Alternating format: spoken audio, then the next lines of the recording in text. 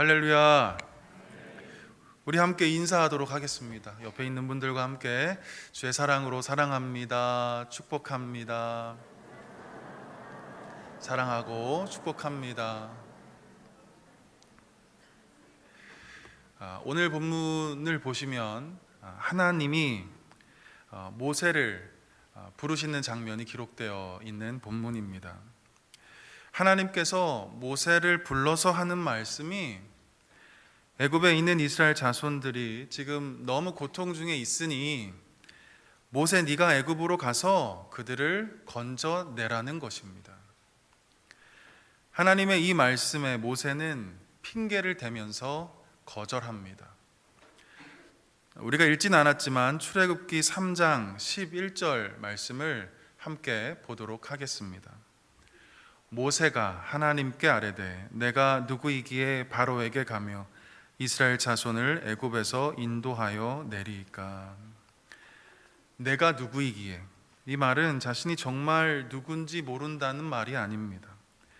이스라엘 자손을 애굽에서 건져낼 만한 능력이 나에게는 없다는 뜻입니다. 자신은 너무나 보잘것없고 형편없는 사람이라는 의미입니다. 애굽 왕 바로 앞에 설 만한 용기도 없고 지혜도 없고 그렇다고 젊음도 없다는 말씀입니다. 그래서 하나님의 말씀에 나 모세는 순종할 수 없다는 것입니다. 우리도 때로는 여러 가지 삶의 그 이유와 핑계를 대면서 하나님의 말씀에 불순종합니다. 자신의 연약함과 그리고 괴로운 삶의 상황들을 하나님 앞에 쭉 나열하면서 하나님의 말씀에 주저하고 그리고 거절하기를 반복하곤 합니다. 하나님께 집중하기보다 나 자신의 연약함에 집중하기 때문입니다. 자기를 부르시고 사명을 주시는 전능하신 하나님보다 그저 40년 동안이나 미디안 광야에서 양을 치고 있는 자신의 초라한 그 모습을 주목하고 있었기 때문입니다. 하나님은 다시 한번 모세에게 말씀합니다. 내가 반드시 너와 함께 있을 테니 걱정하지 말고 애굽으로 가서 이스라엘 자손을 건져내라. 그런데 모세는 또 한 번 거절합니다. 우리 4장 1절 말씀 함께 읽어볼까요? 4장 1절입니다. 시작. 모세가 대답하여 이르되 그러나 그들이 나를 믿지 아니하며 내 말을 듣지 아니하고 이르기를 여호와께서 내게 나타나지 아니하셨다 하리이다. 모세가 하나님의 그 부르심을 거절하면서 대답하기를 이스라엘 자손들이 자기를 믿지 못할 거라는 것입니다. 자기의 말을 듣지도 않을 거라고 말합니다. 심지어 하나님이 모세에게 나타났다는 그 사실조차도 사람들은 부정할 거라고 모세는 매우 확신하고 있었습니다. 사실 모세가 이렇게 말하는 이유와 그 배경이 있습니다. 모세는 지금 살인자로 미디안 광야에서 도망자 신세로 살고 있기 때문입니다. 지금으로부터 40년 전에 애굽의 왕자로 있었을 때 모세는 한 애굽인을 죽인 일이 있었습니다. 자기의 동족인 이스라엘 자손을 압제하는 애굽인을 보고는 아무도 없는 틈을 타서 그 애굽인을 쳐 죽이고 말았습니다. 그리고 모세는 그 시체를 모래 속에 감추어 버리죠. 모세는 매우 완벽한 범죄라고 생각했습니다. 그 누구도 보는 사람이 없다고 확신했기 때문입니다. 이튿날 모세는 자신의 동족끼리 싸우는 것을 목격합니다. 그리고 그들에게 다가가서 너희가 어찌하여 동포를 치느냐고 꾸짖습니다. 그러자 그들이 모세를 향해서 이렇게 말을 합니다. 누가 너를 우리를 다스리는 자와 재판관으로 삼았느냐? 네가 애굽 사람을 죽인 것처럼 나도 죽이려느냐? 모세는 매우 완벽한 범죄라고 생각했는데 이스라엘 자손들은 이미 모세의 이 살인 행각을 다 알고 있었던 것입니다.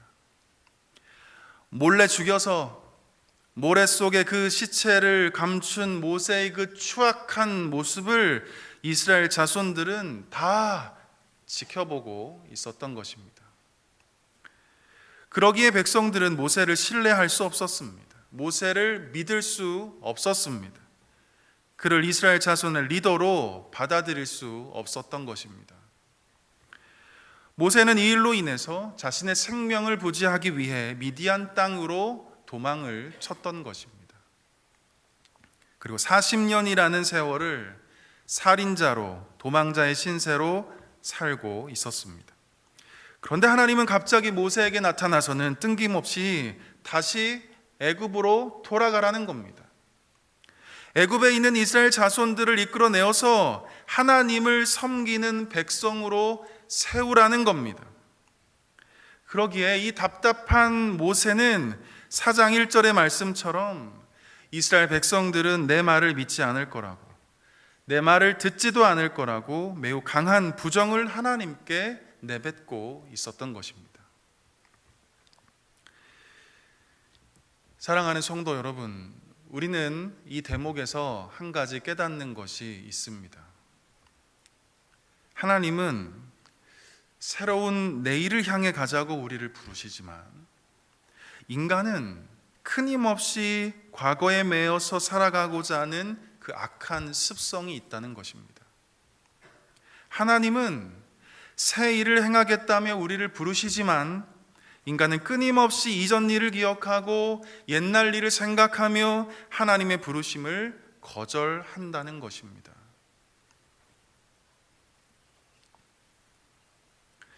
사실 이곳에 과거가 없는 사람이 어디 있겠습니까?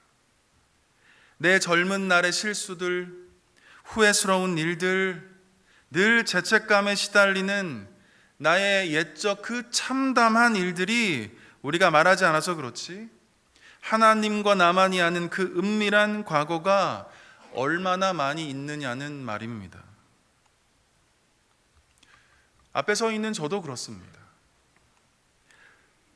여러분들 눈에는 제가 어렸을 때부터 나시린처럼 거룩하게 살아온 것처럼 보이지만 실수투성이었고 또 후회스러운 것들이 얼마나 많이 있었는지 모릅니다. 저는 그래서 유명한 목사가 되면 안 된다는 생각을 늘 하곤 했습니다. 저기 저 초야에 묻혀서 조용히 목회나 해야지, 이런 상상을 하곤 했습니다. 실수가 많아서 그렇죠. 유명해지면 분명 어떤 사람이 쫓아올 텐데 근데 모르긴 몰라도 모세는 우리보다 더 힘들었을 거라고 생각이 듭니다. 왜냐하면 자신의 그 과거적 실수가 하나님과 나만이 아닌 하나님과 나만이 아는 그 은밀한 것이 아니라 모든 사람들이 다 아는 매우 공개적이었던 것이기 때문입니다. 그래서 그런지 모세는 자신의 그 후회스러운 그 일이 하나님의 소명보다 더 크게 느껴졌고 자신의 그 치명적인 과거의 허물이 하나님의 그 말씀보다 더 무겁게 받아들이고 있었던 것입니다. 저와 여러분은 어떠십니까? 모세처럼 아직도 과거의 실수에 매여서 그 하나님의 원대한 사명과 부르심을 거절하고 있지는 않으십니까? 아직도 자신의 연약한 그 시절을 자책하면서 나는 할 수 없다고, 나는 못한다고 주님의 그 부르심에 늘 거절하며 살아가고 있지는 않으십니까?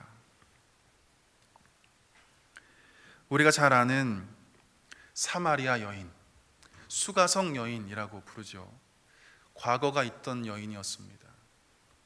전 남편이 5명이나 있었을 정도로 결혼 이력이 매우 화려했던 여자입니다. 그녀의 그 결혼 실패는 수가성에 있는 모든 사람들이 알 정도로 많은 사람들의 입방아에 오르내리는 공공연한 이야기거리였습니다. 그래서 그는 늘 사람들이 없는 시간에 활동해야만 했습니다.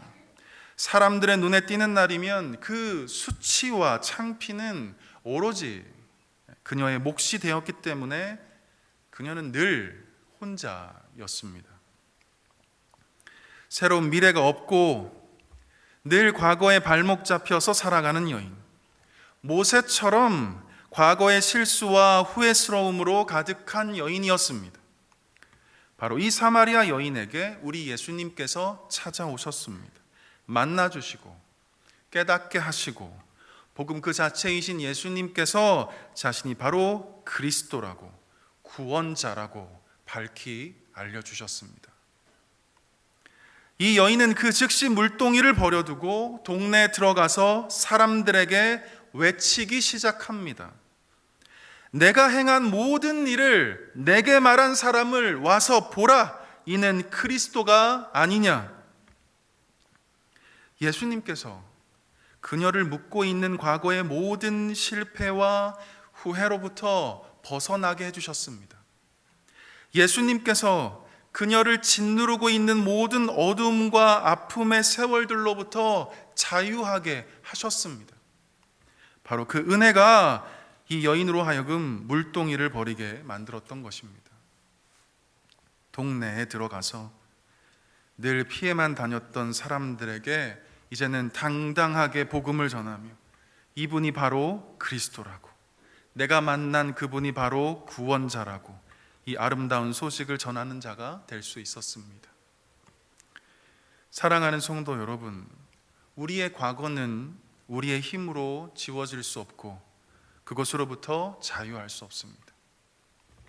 내 삶에 그려져 있는 낙서 자국은 내 능력으로 제거할 수 없고 그리고 그 어떤 약물로도 치료할 수 없습니다. 오직 예수 그리스도만이 우리에게 참 자유를 주시는 분이십니다. 오직 예수 그리스도만이 과거의 모든 실수로부터 이겨낼 수 있게 하시고 새로운 소망을 향해 달려갈 수 있도록 도와주시는 분이십니다.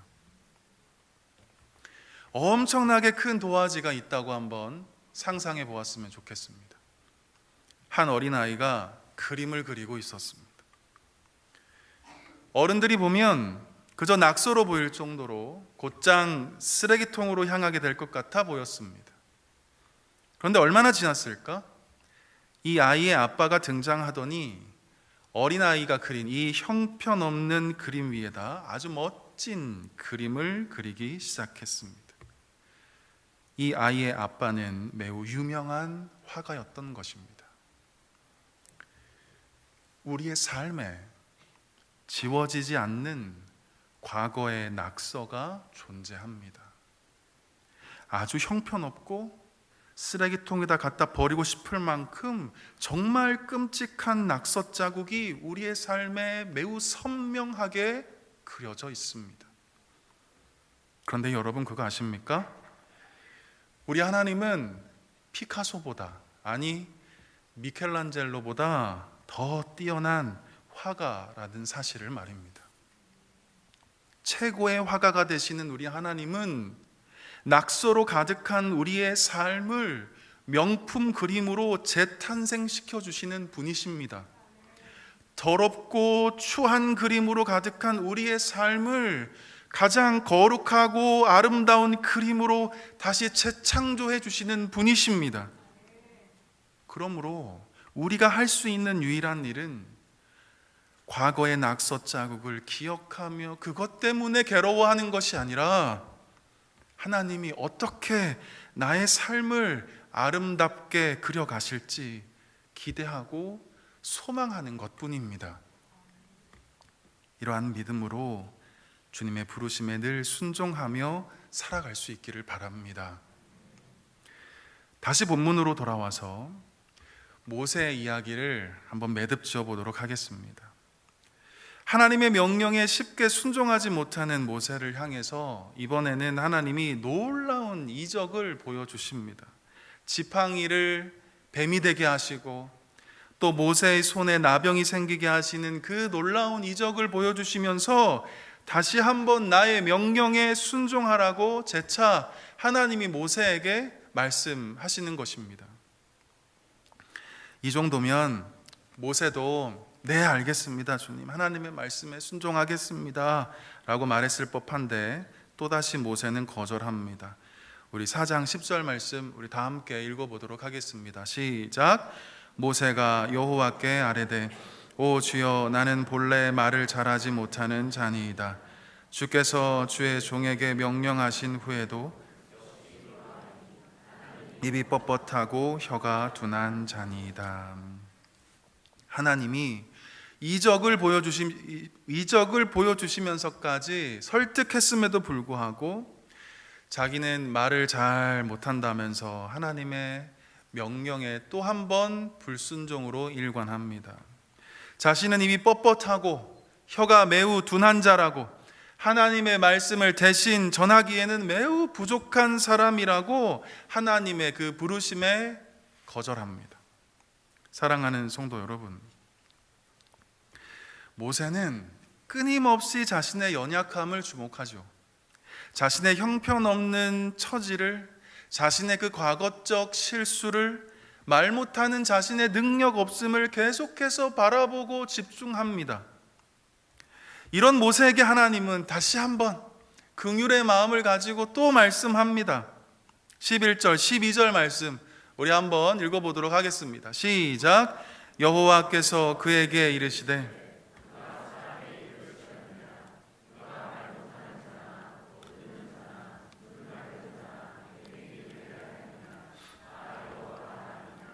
이제 가라. 내가 내 입과 함께 있어서 할 말을 가르치리라. 말 잘하게 하는 것도 하나님이요, 말 못하게 하는 것도 하나님이요, 볼 수 있게 하는 것도 하나님이요, 볼 수 없게 하는 것도 하나님이니 그 능력의 하나님이 모세 너와 함께 하겠다고 말씀합니다. 그러면서 하나님은 모세에게 할 말을 가르쳐 주겠다고 매우 친절하게 권면해 주고 있습니다. 적시적소에 무슨 말을 해야 할지, 어떻게 말해야 할지 매우 구체적으로 알려주겠다는 말씀입니다. 엄청난 용기를 북돋아주는 주님의 말씀이죠. 그러니 모세야, 이제 가거라. 지체하지 말고 주저하지 말고 어서 애굽으로 들어가서 지금 고통 중에 있는 이스라엘 자손들을 건져내라. 그런데 모세도 고집이 어마어마합니다. 이 정도면 못 이기는 척하면서 하나님의 부르심에 순종하는 자세를 취했을 텐데 또다시 거절을 합니다. 13절 말씀 제가 한번 읽어볼게요. 모세가 이르되 오 주여, 보낼 만한 자를 보내소서. 자기는 도저히 못하겠다는 거예요. 나 말고 다른 사람을 보내라는 말씀입니다. 저는 살인자입니다. 예, 저는 도망자입니다. 말도 잘 못하고 그저 지금은 80세 노인에 불과한 양치는 목자로 살아가고 있습니다. 더 힘있고 더 능력 있는 사람 세워서 저 이스라엘 백성들을 구원하라고 하십시오. 저는 안 됩니다. 모세의 계속되는 거절에 참다 못한 우리 하나님이 모세를 향해서 불같이 화를 내기 시작합니다. 14절 말씀 다 함께 읽어볼까요? 14절입니다. 시작. 여호와께서 모세를 향하여 노하여 이르시되 레위 사람 내 형 아론이 있지 아니하냐. 그가 말 잘하는 것을 내가 아노라. 그가 너를 만나러 나오나니 그가 너를 볼 때에 그의 마음에 기쁨이 있을 것이라. 하나님이 노하셨다. 엄청난 진노를 바라셨다는 말씀입니다. 하나님이 맹렬한 분노를 뿜어내셨다는 뜻입니다. 왜냐하면 모세가 하나님을 믿지 않았기 때문입니다. 계속해서 자기 연민에 빠져서 자기의 그 연약함에 매몰되어 있었기 때문입니다. 그래서 하나님은 땅만 바라보는 모세를 향해서 노하시면서까지 이제 하늘을 좀 바라보라고 말씀하고 있는 것입니다. 너의 그 평범함을 비범함으로 바꾸시는 위대한 하나님을 바라보라. 너의 과거적 실수를 덮고도 남을 만한 그 능력의 하나님을 좀 바라봐라. 너의 그 둔한 입술을 커버하고도 남을 만한 그 지혜의 하나님을 왜 바라보지 못하느냐? 그 하나님을 믿고 하나님의 그 부르심에 순종하라는 것입니다. 사랑하는 성도 여러분, 하나님은 오늘도 저와 여러분을 부르고 계십니다. 저 고통 가운데 부르짖고 있는 이스라엘 자손을 구원하기 위해서 하나님이 모세를 부르셨던 것처럼 오늘도 내 주위에 있는 저 죽어가는 영혼들을 살리기 위해서 하나님은 저와 여러분을 지금 부르고 계신 것입니다. 나의 연약함을 강건하게 하시는 하나님을 바라볼 때 우리는 주님의 부르심에 순종할 수 있습니다. 나의 모든 과거를 던지시고 우리를 새롭게 창조해 가시는 하나님께 우리의 시선을 고정할 때 하나님이 위탁하신 그 생명을 살리는 사명의 길을 우리는 끝까지 걸어갈 수 있는 것입니다. 거칠은 강야와 같은 우리의 삶에 길을 내시는 그 하나님을 끊임없이 주목할 때, 우리를 구원하시기 위해서 모든 물과 피를 흘리신 그 예수 그리스도를 날마다 집중할 때 우리는 주의 부르심에 기꺼이 아멘으로 화답할 수 있는 것입니다. 주의 사명의 길을 끝까지 충성되게 감당할 수 있는 것입니다. 사랑하는 성도 여러분, 하나님은 이 사명의 길을 걸어가는 이들에게 절대 혼자 두지 않으십니다. 모세에게 아론을 붙여주신 것처럼 하나님은 우리에게도 동역자를 허락해 주셨습니다. 저와 여러분이 모세, 아론이 되어서 함께 동역하고 함께 위로하고 서로 격려하면서 이 사명의 길을 함께 걸어가는 우리 모두가 되었으면 좋겠습니다. 생명을 살리는 자리, 하나님이 부르신 이 사명의 길을 기쁨으로 잘 감당할 수 있기를 주님의 이름으로 간절히 축복합니다. 기도하겠습니다. 거룩하신 하나님 아버지, 오늘도 우리에게 귀한 말씀 주셔서 감사합니다. 죽어가는 영혼을 살리기 위해서 우리를 날마다 부르시는 주님의 음성에 거절하지 않게 하여 주시고 외면하지 않게 하여 주시고 우리에게 힘 주시는 하나님을 늘 바라보며 순종의 삶을 살아가게 하여 주옵소서. 우리에게 귀한 동역자를 붙여주셔서 감사합니다. 우리가 서로 모세와 아론 되어서 서로에게 힘이 되고 격려가 되게 하여 주옵소서. 그래서 우리에게 맡겨주신 귀한 사명 잘 감당하며 하나님 나라 건강하게 세워가게 하여 주옵소서. 이 모든 말씀 생명을 살리는 사명의 자리로 부르시는 예수 그리스도의 이름으로 간절히 기도하옵나이다. 아멘.